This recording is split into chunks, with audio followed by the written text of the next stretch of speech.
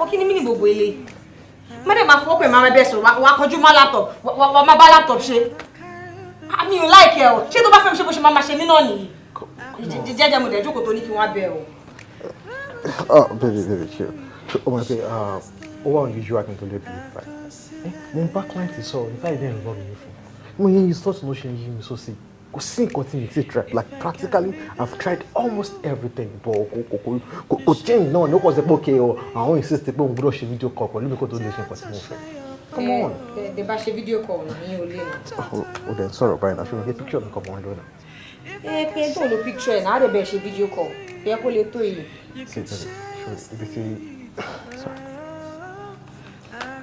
As I was saying, if it's a problem we have over here, you see more picture. Make more picture.